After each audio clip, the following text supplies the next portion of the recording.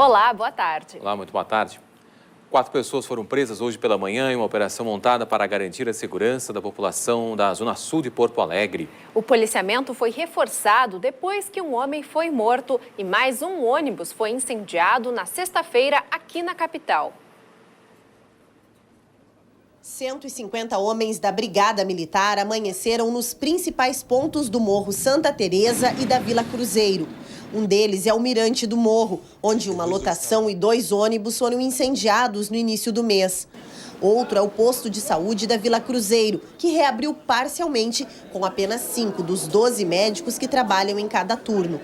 Em nota, o Sindicato Médico do Estado defendeu que todos os funcionários passem a atender no Hospital Presidente Vargas, que fica em outra área da cidade. Mas a Secretaria Municipal de Saúde pediu reforço para a guarda do município. A Guarda Municipal nos garantiu que enquanto não tiver medidas da região ou da Brigada Militar, a Guarda Municipal ficará aqui. Luiz Carlos está à espera de atendimento desde sexta-feira. Hoje chegou cedo para tentar ser atendido. Vim todo final de semana e está fechado. Os ônibus também voltaram a circular na região. 6 linhas tiveram o trajeto alterado desde a noite de sexta-feira, depois que mais um coletivo da linha Santa Teresa foi incendiado. À tarde, uma pessoa morreu e 7 ficaram feridas durante um tiroteio numa rua próxima ao posto da Vila Cruzeiro. Tiago procurava atendimento no posto na hora do tiroteio. Foi terrível, o pessoal sendo agredido, funcionários agredidos, guardas agredidos, o pessoal não teve respeito algum. Tanto com nós que estávamos aqui, que somos pacientes, usuários, né, quanto os funcionários trabalhadores. A repetição de episódios violentos na mesma região da cidade reforça o pedido pela intervenção da Força Nacional de Segurança em Porto Alegre. Hoje, o prefeito da capital, José Fortunati, se reúne com o secretário de Segurança do Estado, Vantuir Jacini, e com o governador José Ivo Sartori para pedir a atuação das forças federais aqui na capital. Vamos discutir medidas emergenciais, primeiro para a região da Grande Cruzeiro e depois para toda a cidade. É fundamental que a gente possa avançar, porque a cidade está se sentindo insegura.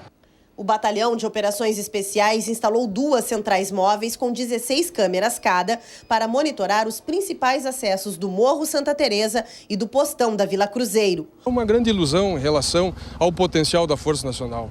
Muito pouco acrescentará e com certeza se nós nos dedicarmos e focarmos aqui, nós daremos conta do recado e logo restabeleceremos a segurança e a normalidade que essa comunidade merece. E moradores do Menino Deus, aqui em Porto Alegre, fizeram no sábado, uma caminhada pelo bairro em protesto contra a violência.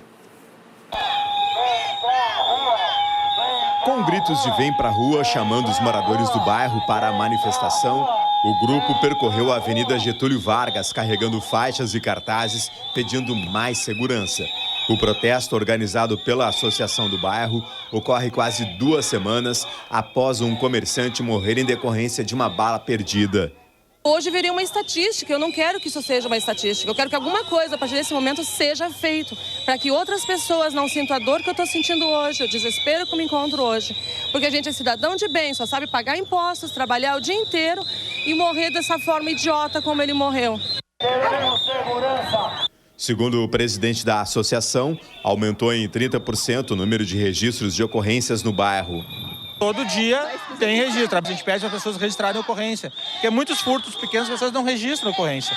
E nós do grupo estamos incentivando que registrem, porque aí tem base de dados, tem dados, não, lá realmente está complicado. No dia 21 de outubro, os moradores terão uma audiência pública na Assembleia Legislativa. Eles querem mais policiamento nas ruas. Exerça a cidadania, participe pela sua caminhada. E antes, na última sexta-feira, ciclistas promoveram uma manifestação para alertar contra os problemas de mobilidade urbana nas vias da capital. Integrantes do movimento Massa Crítica e outras associações de ciclistas percorreram as ruas de Porto Alegre para levar a Ghost Bike até o bairro Rubem Berta, onde, no último dia 14, um homem que ia de bicicleta para o trabalho morreu atropelado. A Ghost Bike é um símbolo de luto usado por ciclistas do mundo todo. A bicicleta pintada de branco representa a morte de um ciclista no trânsito e é colocada no local do acidente. O protesto também era para chamar a atenção das autoridades de trânsito para os problemas enfrentados por quem usa o transporte.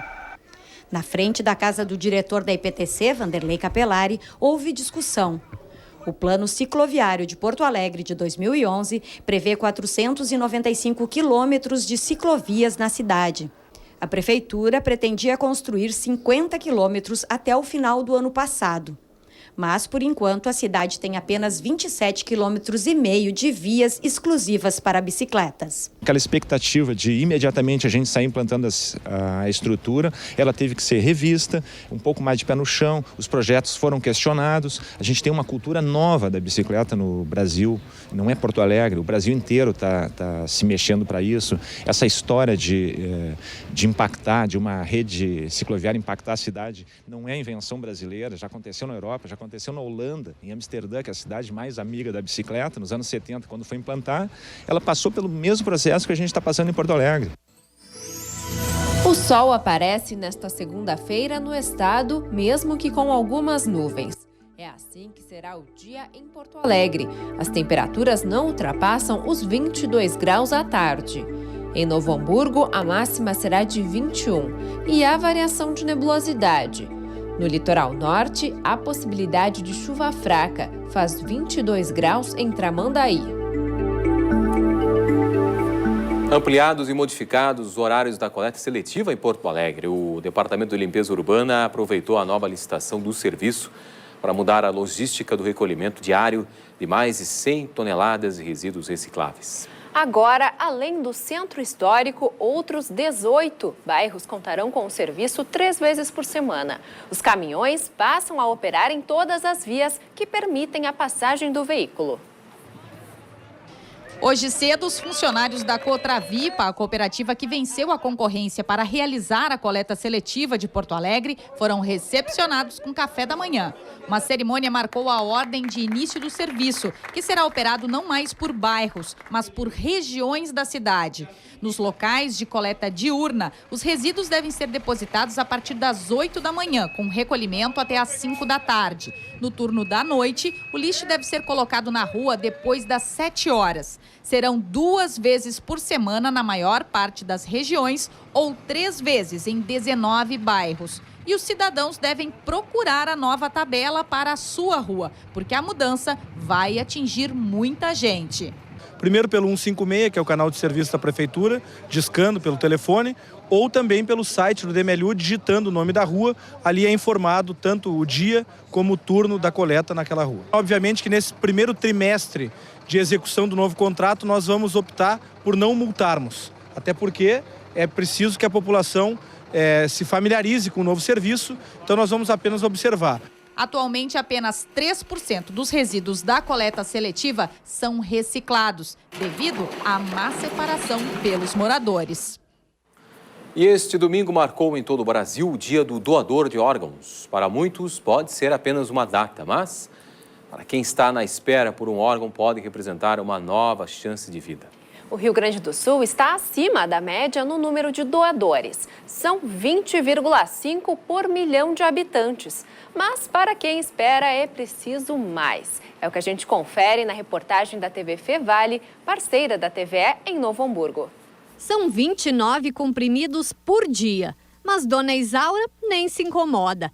Há mais de 20 anos ela descobriu uma infecção nos rins. Desde então, foram mais 7 anos de hemodiálise e 9 chamados para transplante, até que veio a boa notícia. É que eles me ligaram, né? Eu estava fazendo hemodiálise, me ligaram que tinha um doador para mim, se eu queria. Eu sempre pergunto se a gente quer, né? Eu disse que sim, que eu queria. Daí ela mandou eu ficar em jejum, a partir daquele momento, e daí eu fiquei esperando. Aí às 5 horas da tarde elas me ligaram novamente, aí eu fui para lá.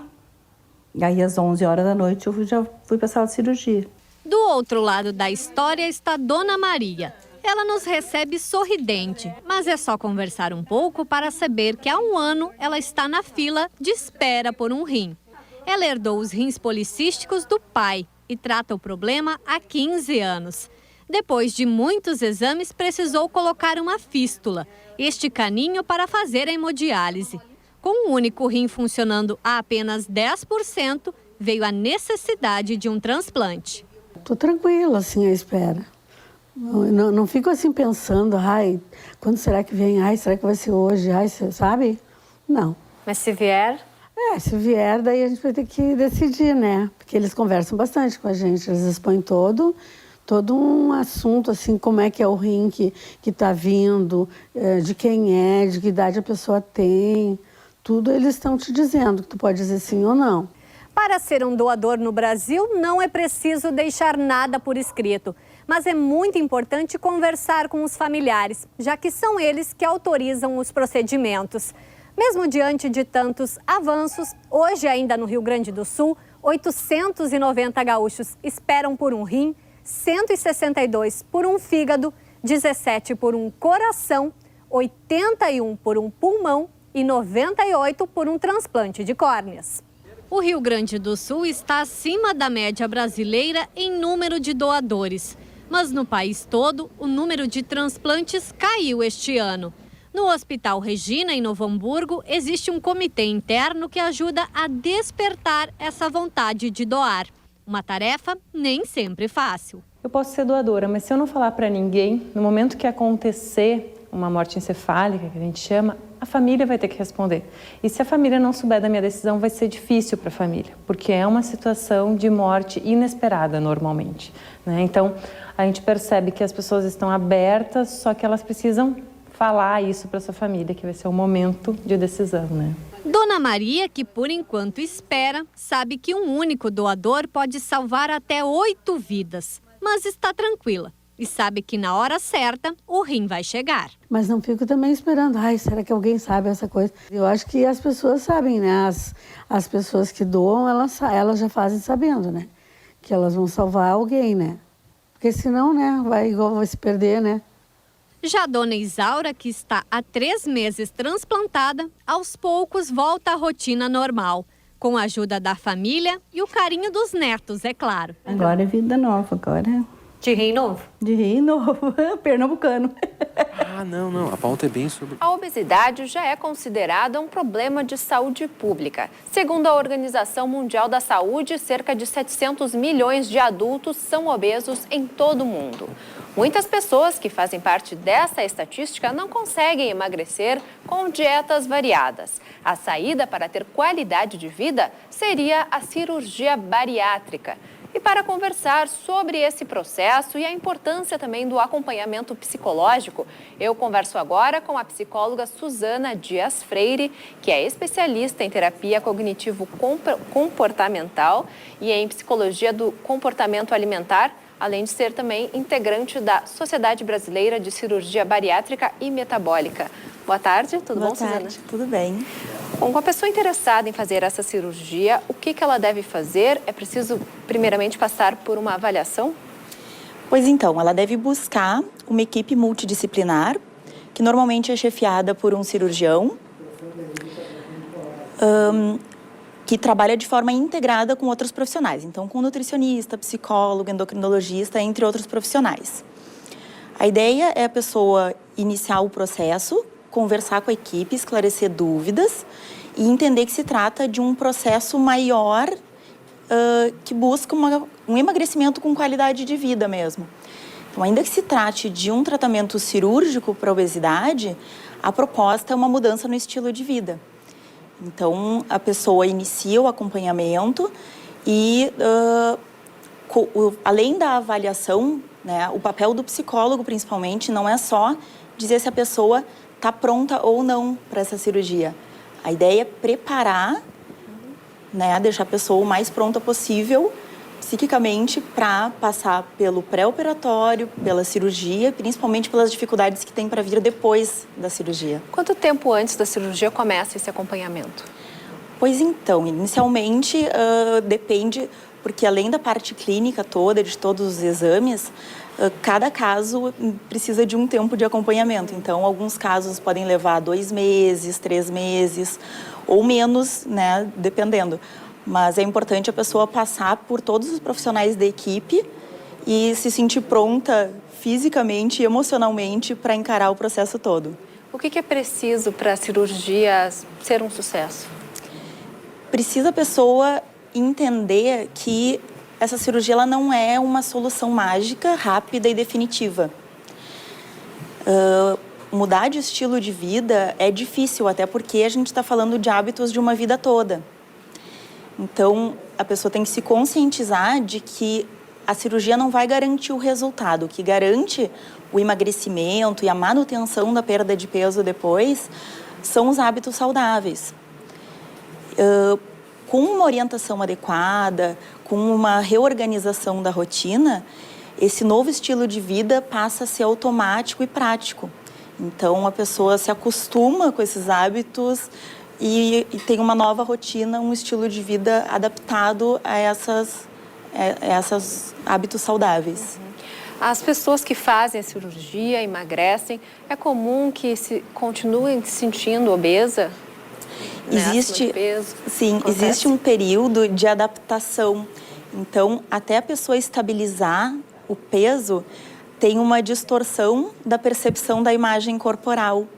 Então, isso acontece, é comum que seja temporário, e se isso ao longo do tempo não acontecer, o acompanhamento psicológico ajuda, né, a trabalhar essa distorção da imagem corporal.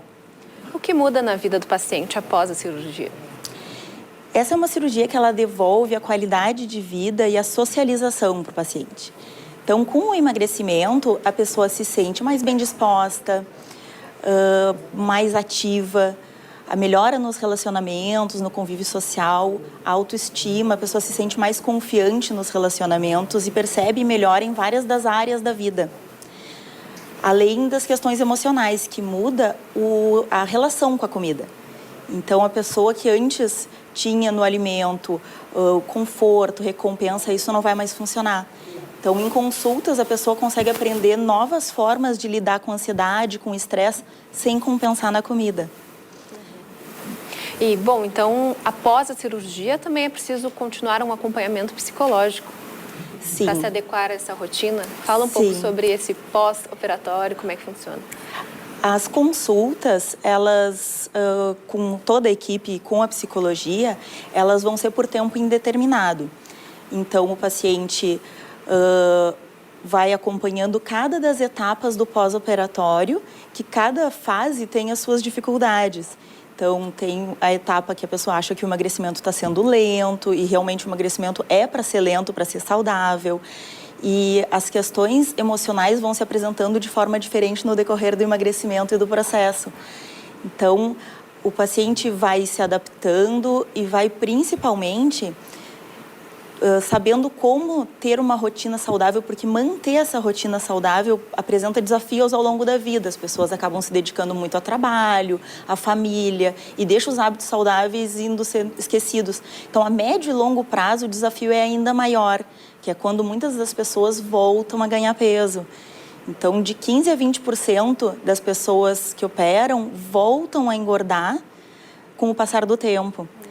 E o acompanhamento psicológico, com a nutricionista também, a pessoa consegue aprender novas formas de enfrentar as dificuldades e o estresse e não deixar os velhos maus hábitos voltarem para a rotina.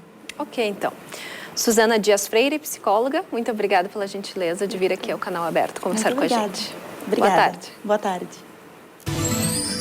Fez frio pela manhã na Serra Gaúcha. O dia vai ser de sol entre nuvens e as temperaturas não sobem muito durante a tarde. Faz 20 graus em Caxias do Sul. Passo Fundo, no norte, teve mínima de 9 graus. A máxima atinge os 21. Tempo parcialmente nublado e temperatura de 23 graus nesta tarde em Ijuí, no noroeste.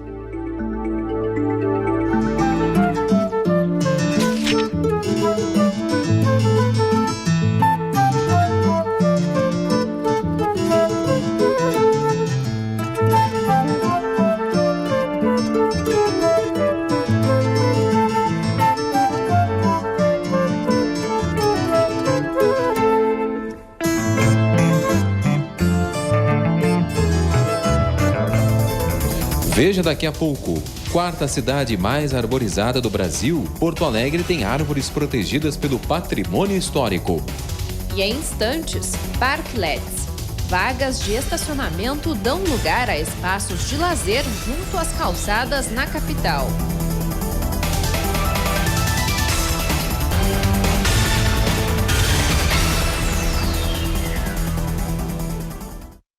Novo prenúncio de aurora, é rima sem compromisso, julgamento ou castração, onde se marca o compasso no bater do coração.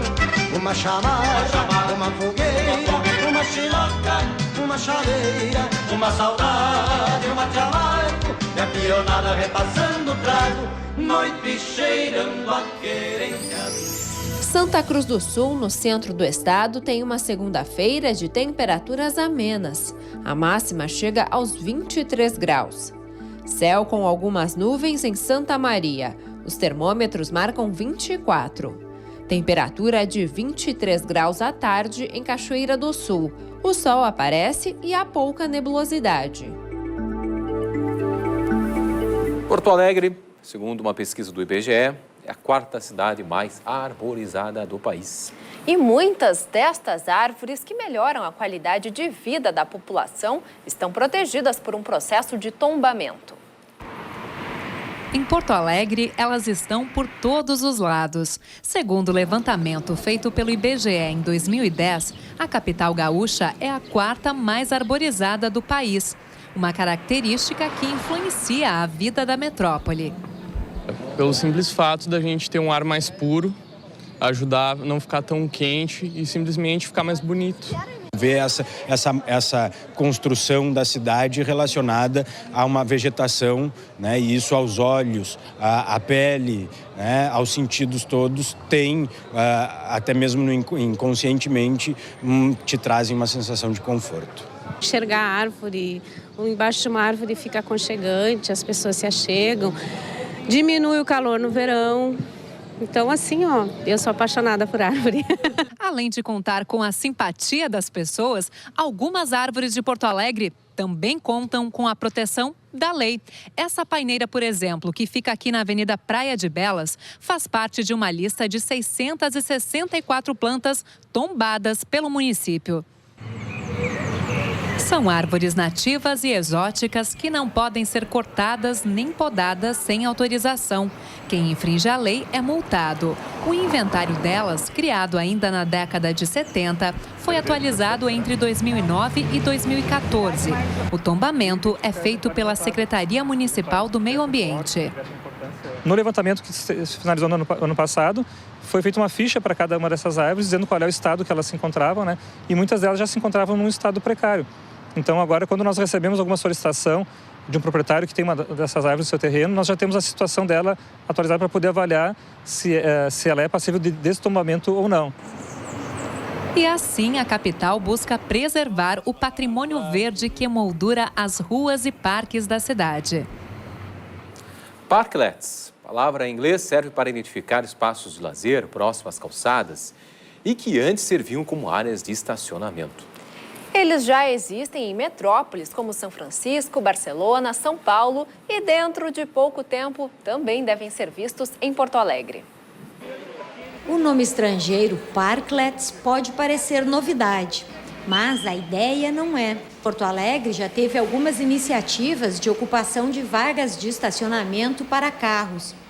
Projetos como o Vaga Viva, mesmo funcionando por algumas horas de determinados dias em alguns pontos da cidade, já tinham na raiz o conceito de parklets. A ideia surgiu em São Francisco, nos Estados Unidos, e rapidamente se espalhou por algumas capitais do mundo. O conceito foi se solidificando e sendo acompanhado das necessárias condições técnicas.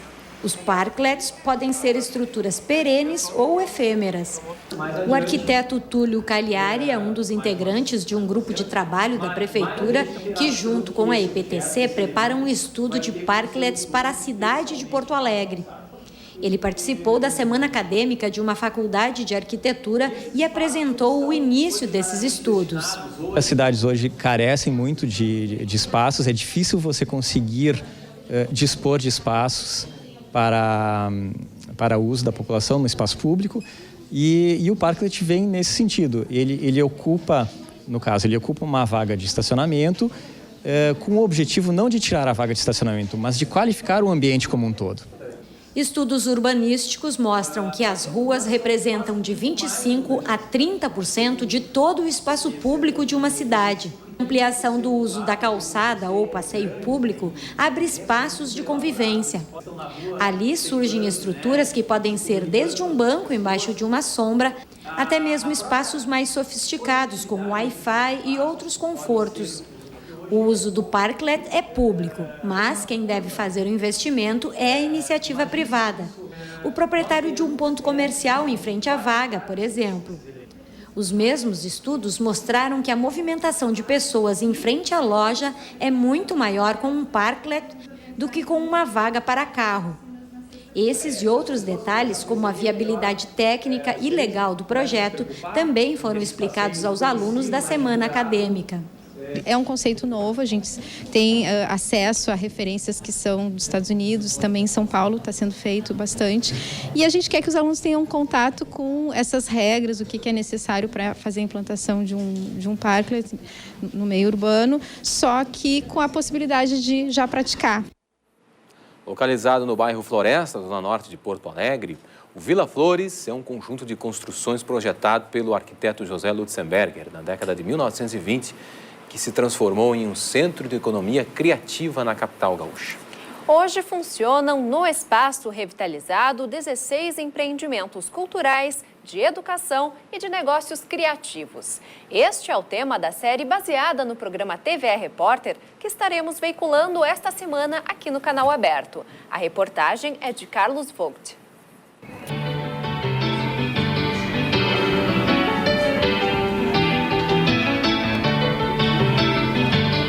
Há 86 anos, dessas janelas, famílias de operários enxergavam uma Porto Alegre que não existe mais. Era o auge do projeto de industrialização da capital gaúcha. Também testemunharam sua decadência. Na década de 30 veio a Grande Depressão. A crise iniciada nos Estados Unidos forçou demissões em massa e levou inúmeros empresários à falência no mundo todo.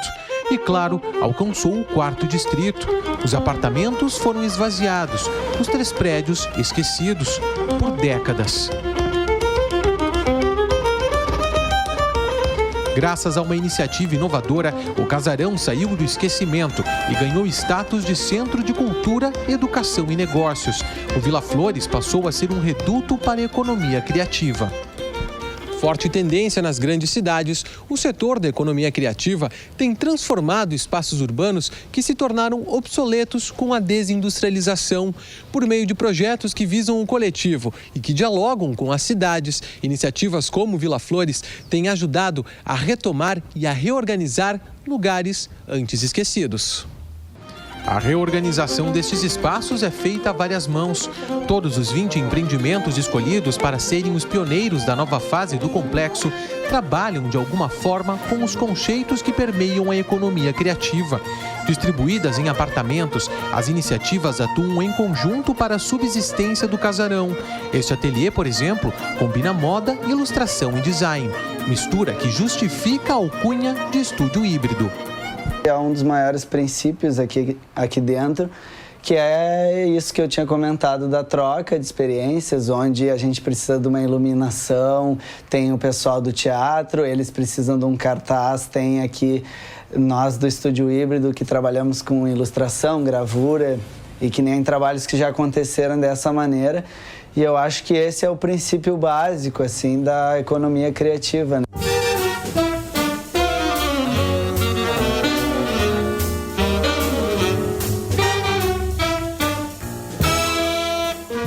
Há pouco mais de um ano, o estúdio foi acolhido pelo espaço. A proposta de um ateliê multiarte surgiu da união das ideias deste casal. Ela é estilista e ele, artista plástico, deram início a um projeto independente que acontecia em conjunto com profissionais das mais diversas áreas: dança, teatro, música, vídeo, fotografia. A intenção era formar uma rede de artistas, trabalhar coletivamente e amenizar as dificuldades de se viver da produção de cultura. No Vila Flores, esse sistema se tornou mais prático. A gente já vinha fazendo isso, construindo essa rede de diálogos e tal. E aqui no Vila Flores a coisa ficou mais forte. até porque dentro desse complexo tem bastante gente também com essa preocupação, com essa busca desse diálogo, assim, entre as áreas da cultura, diversas áreas da cultura, né? E esse projeto do Distrito Criativo, na verdade, é quase um sonho muito antigo nosso, que a gente já vinha tentado fazer lá no Centro Histórico há uns anos atrás, há uns 4 anos atrás, e não teve muito sucesso, eu acho que até pela distância entre os espaços autônomos, né? Porque, tipo, cada um ficava no seu canto, no seu estúdio, enfim, no seu trabalho, produzindo, e era muito difícil tu fazer esse mapeamento e fazer toda essa articulação para que isso se consolidasse, né? A vinda para o Casarão também ampliou o universo de artistas parceiros. O estúdio mudou de endereço, mas não de essência.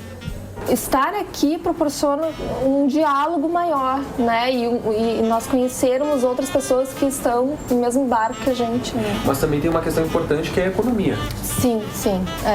Na verdade, o que nos deixou, o que fez a gente sair do nosso antigo estúdio no centro histórico era o valor que a gente gastava lá, né, com aluguel, que era bem dispendioso para nós, e aqui é mais barato. E nessa mudança nós também convidamos mais 2 artistas a compartilhar nosso espaço aqui, e que também fez com que dividisse nossas despesas, né? E é isso, e estar aqui também faz com que a gente troque serviços, né? Quem também saiu de um espaço pequeno e ampliou horizontes foi esta outra estilista. Ela apostou num modelo de negócio que tem se tornado comum no mundo da moda, os brechós. No caso de Vitória, o Vuelta ao Mundo se transformou em uma alternativa para combater os males da indústria têxtil. A indústria da moda, ela é uma das, pode-se dizer assim, mais trashes, né, do mundo atual. O brechó, ele está isento de muitas questões, porque é uma peça que ela já foi produzida, então ela já causou o impacto, né, que seria, né, a poluição dos rios e no geral, né, poluição, trabalho escravo, créditos de carbono, né, que é a questão de todo um transporte. As roupas hoje, elas são todas produzidas na China, Índia. Então, créditos de carbono. Então, toda a questão de tu consumir uma peça que ela não foi produzida aqui. E a obsolescência programada, né? Que hoje em dia os tecidos, as coisas, elas não são feitas para durar. Como são as roupas do brechó, que estão lá há 30, 40 anos, um jeans que é incrível, né?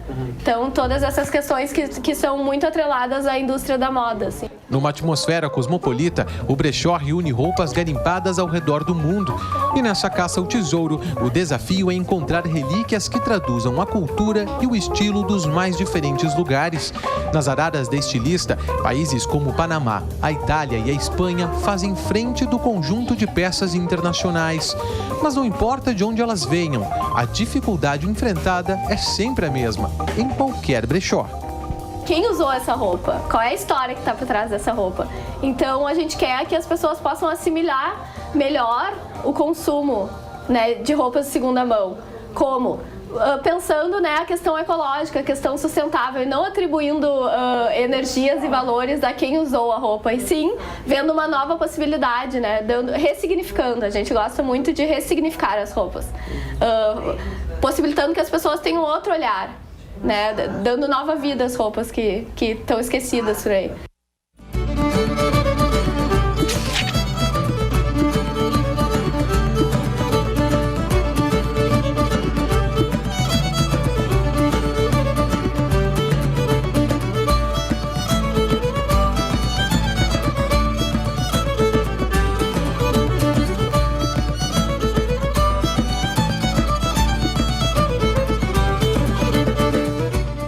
Há 3 anos, o sistema carcerário brasileiro dispõe de regras no que diz respeito aos presos do grupo LGBT. Uma delas prevê a criação de espaço exclusivo para lésbicas, gays, bissexuais, travestis, transexuais e transgêneros.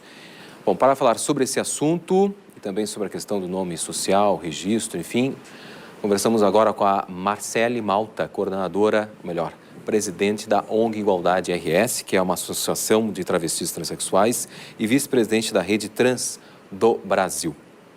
Boa tarde, Marcele. Boa tarde.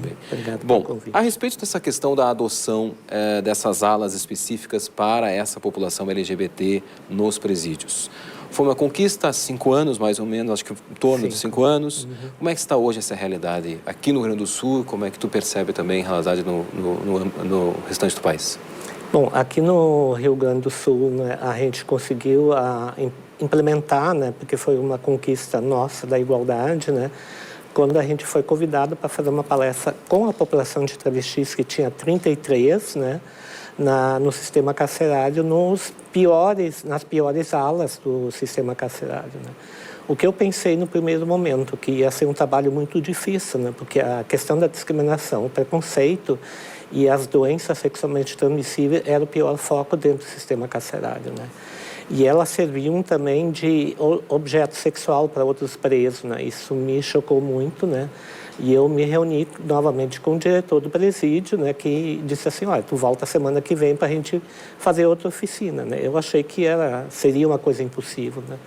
Mas no longo do tempo a gente começou a discutir, eu começava a ir no presídio, fazer palestras para elas, né?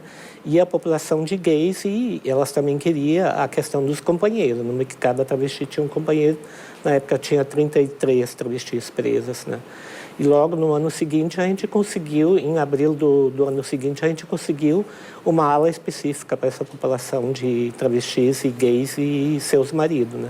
Então neste momento, para mim, foi uma das conquistas maiores que eu tive, né? Porque eu acredito que essa população, né, por estar presa, né, que sofre preconceito e discriminação, né, merece um pouco de cidadania e autoestima, para elas saírem do sistema carcerário um pouco, eu digo assim, melhores, né? Poder ter um trabalho, geração de renda para essa população tão discriminada, né?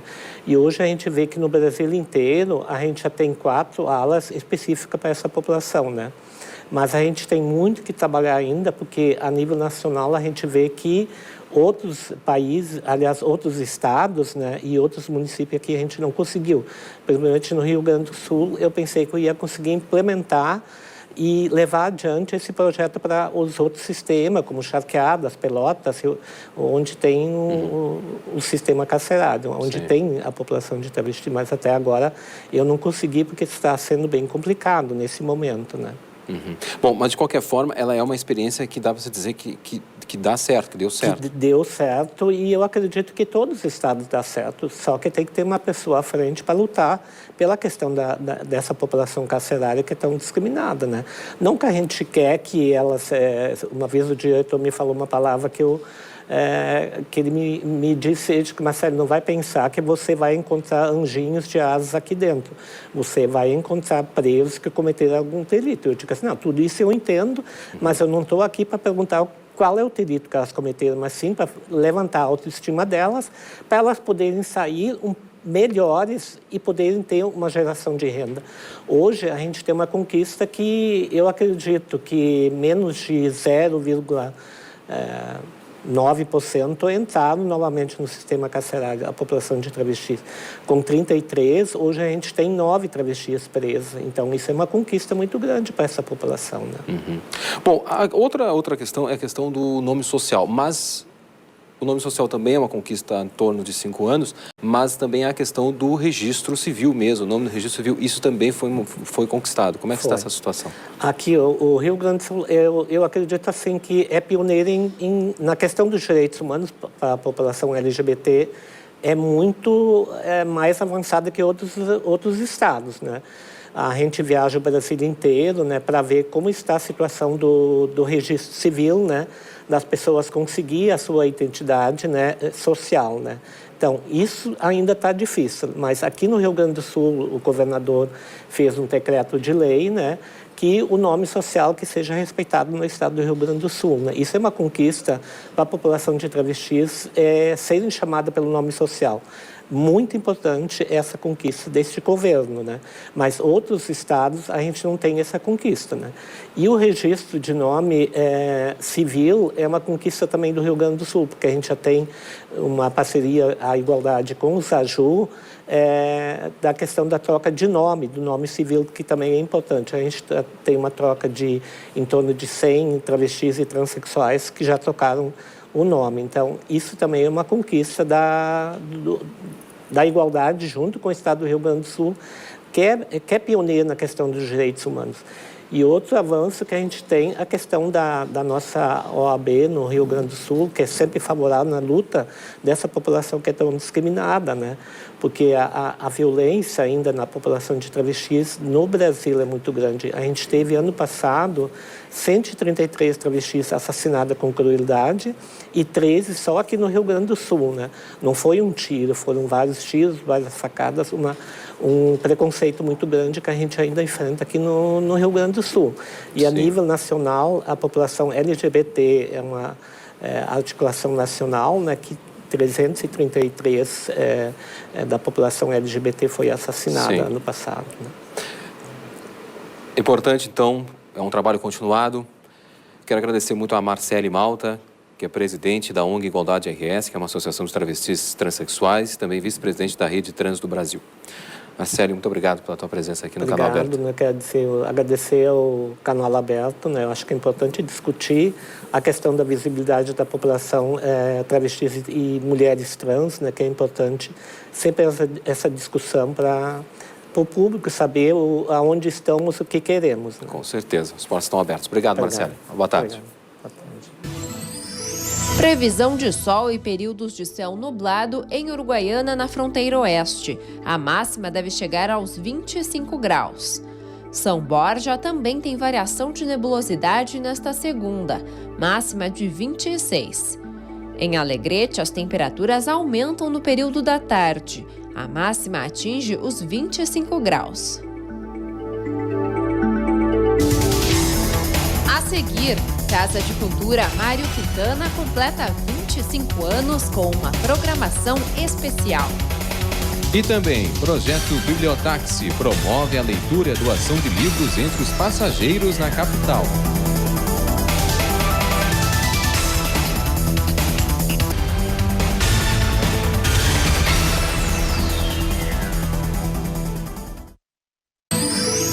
Segunda-feira de tempo parcialmente nublado na região da Campanha. Os termômetros de Bagé marcam 22 graus.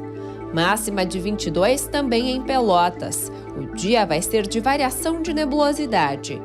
Assim como em Rio Grande, a máxima não passa dos 21. E agora aqui, Esporte, um canal aberto. Comigo, Farid Germano Filho. Boa tarde, Farid Germano Filho. Rodada, final de semana. Pegou fogo na Campeonato Brasileiro Série C. Sem dúvida Juventude, um golzinho, né? Um gol separou o Juventude da próxima fase. Vou deixar contigo as informações. Vamos lá então, Marcelo. Um abraço a todos os nossos telespectadores que nos acompanham nesse momento no canal aberto. Obrigado pela sintonia, dizendo que o Caxias, né? É que eu pensei no Juventude e aí me veio a informação. O Caxias rebaixado já, perdeu mais um jogo, perdeu para o Guarani em Campinas por 5-3. O Caxias, que vive um momento terrível, rebaixado no Campeonato Gaúcho, rebaixado na Série C, vai jogar D e vai jogar B no Gauchão. O Juventude venceu o Guaratinguetá em casa por 3-0 e não se classificou, faltou um gol para o Juventude.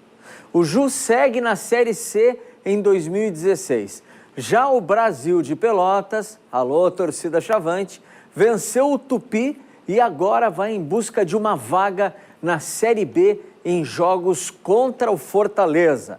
Confira.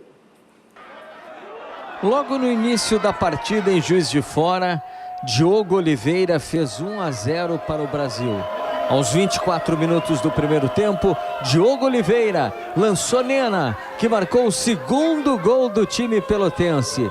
Com a vitória, o Brasil terminou a fase de classificação em quarto lugar e garantiu uma vaga nas quartas de final. Magnífico trabalho de Rogério Zimmermann. Como técnico do Brasil há 5 anos, é o comandante do Brasil de Pelotas. Parabéns. Parabéns toda a nação Chavante. O Brasil está a 2 jogos da Série B em 2016. O adversário é o Fortaleza pelas oitavas de final da Série D, da Série C. Já a Série D, onde também temos gaúchos querendo subir para C, o Lajadense venceu o Central de Caruaru em casa por 4-0. O Ipiranga venceu o Rio Branco no Acre por 1-0. Na próxima semana serão disputados os jogos de volta. E aí a torcida para que os gaúchos possam subir, né?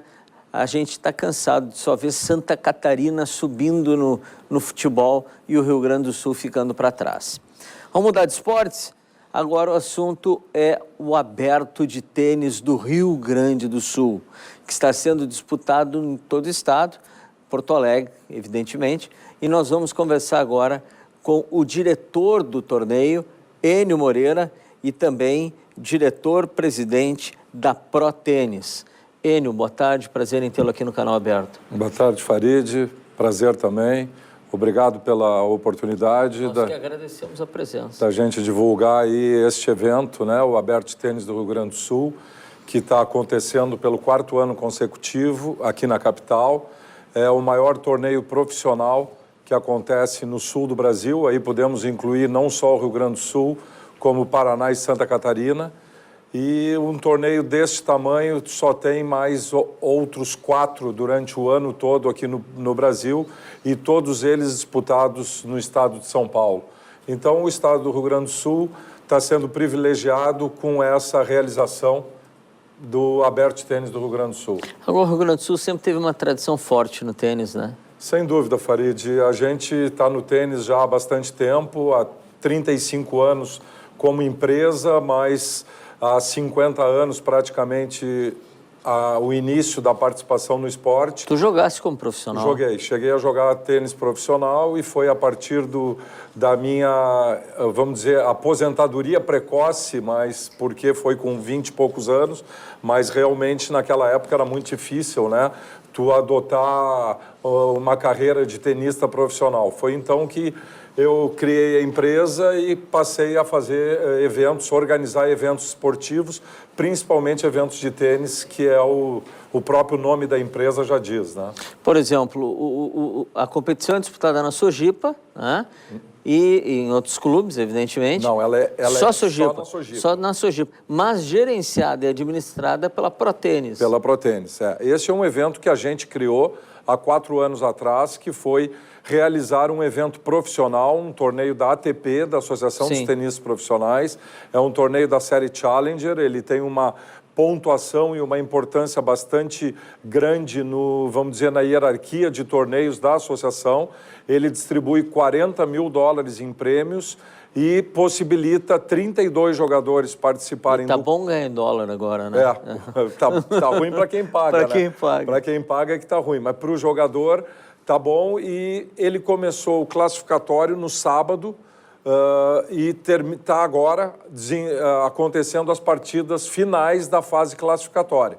E já na parte da tarde hoje já inicia a chave principal da competição, aí sim com jogadores do nível de Diego Schwartzman, da Argentina, e o próprio outro argentino, cabeça de chave, o Guido Pella, que são 2 jogadores top 100 do ranking mundial. Deixa eu te perguntar, Enio, tu que é um conhecedor a fundo do tênis, nós temos algum menino, algum jovem que daqui a 1, 2 anos vai se destacar nacionalmente aqui do Rio Grande do Sul? Temos. Tem um jogador que é o Orlando Luz, conhecido como Orlandinho. Ele é natural de Carazinho, hoje treina em Santa Catarina, em Itajaí, num centro de treinamento que existe lá, e é um jogador que foi bicampeão da Campeonato Internacional Juvenil de Tênis de Porto Alegre, mais conhecido como Copa Gerdau, e o Orlando ganhou a edição deste ano, de 2015, e a do ano passado, de 2014, desta competição, e que é uma das mais importantes do tênis juvenil, e até bem pouco tempo atrás ele estava como número 1 da categoria juvenil do mundo.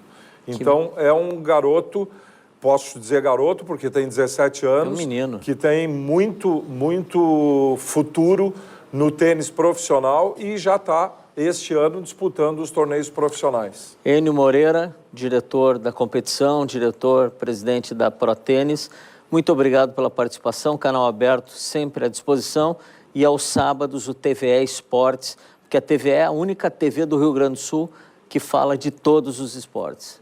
Obrigado, Farid. Rapidamente, só aproveitar a audiência do Canal Aberto, convidar todo mundo que gosta de tênis a ir na Sojipa. É aberto ao público, basta a pessoa levar uma carteira de identificação e terá acesso lá na Sojipa até o próximo domingo. Muito bom. Obrigado, Enio. Obrigado a todos.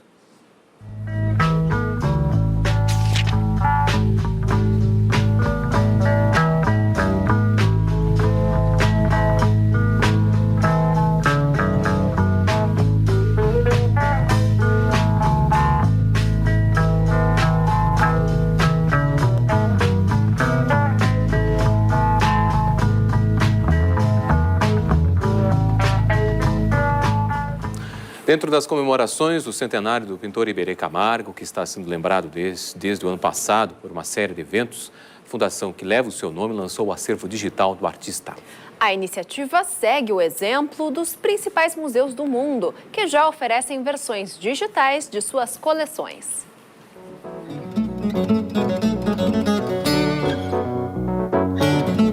Das paredes do museu para as telas do computador. Agora o trabalho do pintor gaúcho Iberê Camargo também está disponível na internet.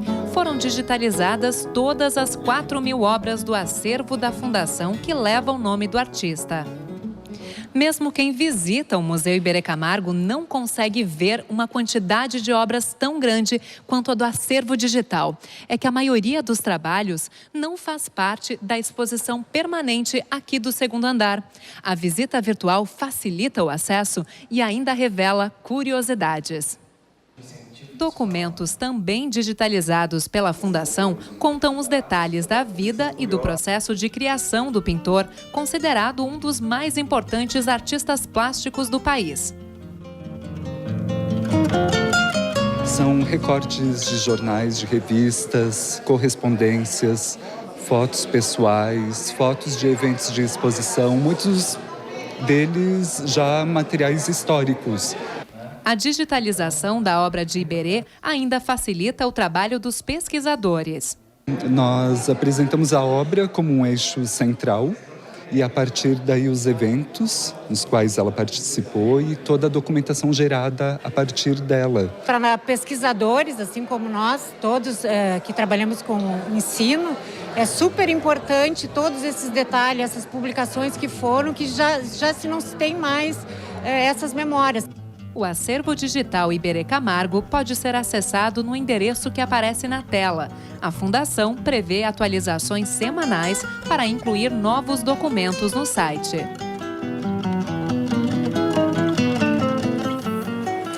Em época de congestionamentos intermináveis, o acesso aos livros durante as corridas de táxi voltou a ser possível com um projeto criado por um aplicativo de celular. A ideia do Bibliotáxi é estimular o gosto e a prática da leitura. A sacolinha com 5 ou 6 livros fica ao alcance das mãos dos passageiros no banco de trás. Mais de 20.000 exemplares irão circular pelos táxis da capital, incluindo best-sellers internacionais e autores renomados da literatura brasileira. Ele visa incentivar a leitura em Porto Alegre. A gente se propõe a agregar um serviço a mais no táxi e fazer as viagens dos passageiros aqui na cidade mais agradáveis. Outra coisa bem legal deste projeto é que o passageiro pode escolher um exemplar, levar para casa e, depois de ler, devolver numa próxima corrida. A devolução pode ser feita em qualquer veículo cadastrado ao aplicativo de chamadas EasyTaxi. As obras foram doadas por entidades parceiras do projeto. Mas os passageiros, se quiserem, também poderão doar livros novos ou usados. Este estudante de medicina aprova a ideia. Todo mundo gosta um pouquinho mais de cultura, né? Todo mundo precisa um pouquinho mais de leitura na vida deles. E o tempo que a gente passa no táxi seria muito bem aproveitado lendo. Henrique também gostou da ideia, mas prefere ler através de outros meios. Eu tenho Kindle no celular. É muito mais fácil. Cerca de 350 táxis já possuem os livros. A meta é atingir 75% da frota porto-alegrense, que conta com 4.000 veículos.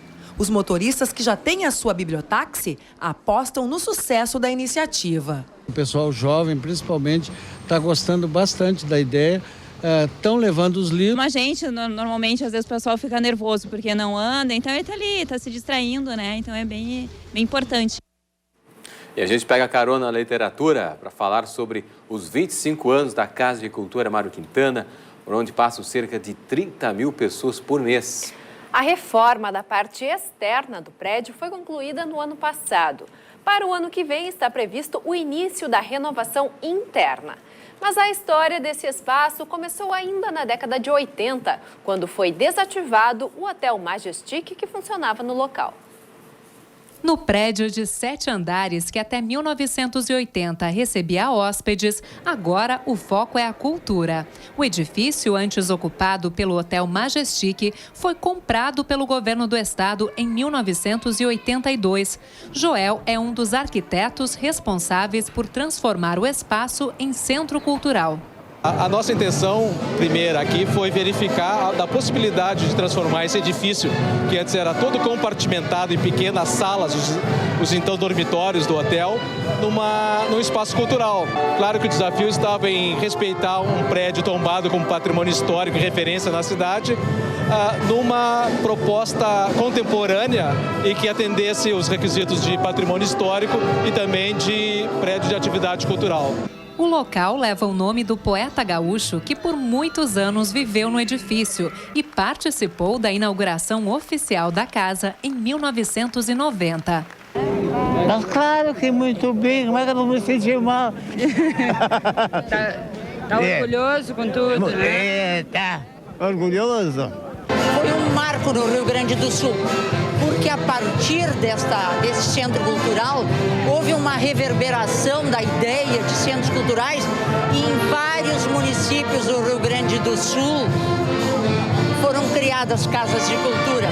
A partir da inauguração, o prédio imponente que se destacava pela arquitetura passou a ser referência também para a cultura do estado. Música, cinema, teatro e as mais variadas formas de arte encontram abrigo aqui. Nesta sexta-feira, a Casa de Cultura Mário Quintana completou um quarto de século.